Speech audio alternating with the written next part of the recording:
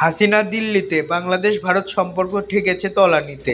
দীর্ঘদিন ধরে বাংলাদেশ ভারতের মধ্যে ঘনিষ্ঠ সম্পর্ক বজায় ছিল, তবে এ বছরের মাঝামাঝি সময় থেকে সম্পর্কে ফাটল তৈরি হয়, দেখা দেয় টানাপোড়েনে। দুই দেশের বর্তমান সম্পর্ক কোথায় ঠেকেছে তা তুলে ধরার চেষ্টা করেছে এনবিসি নিউজের এক প্রতিবেদনে বলা হয়েছে, সরকারি চাকরিতে কোটার বিরুদ্ধে ছাত্রদের বিক্ষোভের ফলে শুরুতে আন্দোলন শেষ পর্যায়ে নসস কাঁপিয়ে তোলে। বাংলাদেশের স্বৈরাচারী প্রধানমন্ত্রী শেখ হাসিনা ক্ষমতাচ্যুত করতে দেশব্যাপী আন্দোলনে পরিণত হয়। ছাত্র জনতার গণ আন্দোলনকে বিশ্বের এক জেন জিয়েট বিপ্লব হিসাবে বর্ণনা করা হয়েছে। দুনিয়া জুড়ে সাড়া ফেলা দেওয়া হয়েছে এই আন্দোলনের ফলস্বরূপ শেখ হাসিনা হেলিকপ্টারে করে দেশ ছেড়ে ভারতে গিয়ে আশ্রয় নেন।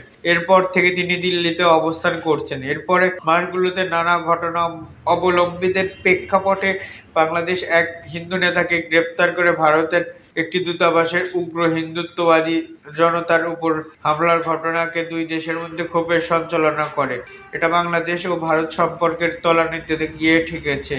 সম্পর্ক ধর্মীয় উত্তেজনায় চোখ পড়েছে। আয়রন লেডি খ্যাত শেখ হাসিনা কট্টর ও স্বৈরাচারী অধীনে ভারত দীর্ঘদিন ধরে বাংলাদেশকে অন্যান্য দক্ষিণ এশিয়ার প্রতিবেশীর তুলনায় অনেক বেশি স্থিতিশীল অংশীদারিত্ব বলে মনে করেন। যদিও আফগানিস্তান, পাকিস্তান, শ্রীলঙ্কা সবই সাম্প্রতিক রাজনৈতিক অর্থনৈতিক অভ্যুত্থানের অভিজ্ঞতা রয়েছে, কিন্তু শেখ হাসিনার 15 বছর শাসন আমলের গত আগস্ট মাসে তাসের ঘরের মতো আংশিকভাবে ভেঙে পড়ার পর নোবেল বিজয়ী ডক্টর মোহাম্মদ ইউনূসকে বাংলাদেশের অন্তর্বর্তী সরকারের দায়িত্ব নেন।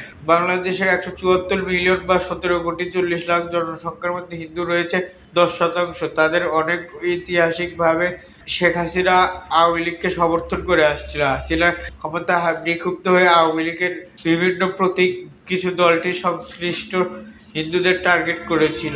সেই সময় ডক্টর মোহাম্মদ ইউনূসের সংখ্যালঘুদের বিরুদ্ধে অর্থহীন সহিংসতার তীব্র নিন্দা প্রতিবাদ হামলা বন্ধ করা না হলে পদত্যাগ করার হুমকিও দেন তিনি। ডক্টর মোহাম্মদ ইউনূস জানিয়েছেন, সহিংসতা আমাদের শত্রু, দয়া করে শত্রু তৈরি করবেন না, শান্ত হন, দেশ গড়তে প্রস্তুত হন। এরপর ডক্টর ইউনূসের সরকারের বিরুদ্ধে হিন্দুদের আক্রমণ রক্ষা করার জন্য যথেষ্ট কাজ না করার অভিযোগ করেছে।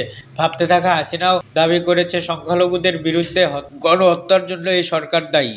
এতক্ষণ আমাদের সাথে থাকার জন্য ধন্যবাদ। পরবর্তী আপডেট পেতে আমাদের চ্যানেলটি সাবস্ক্রাইব করে পাশে থাকা বেল আইকনটি বাজিয়ে রাখুন।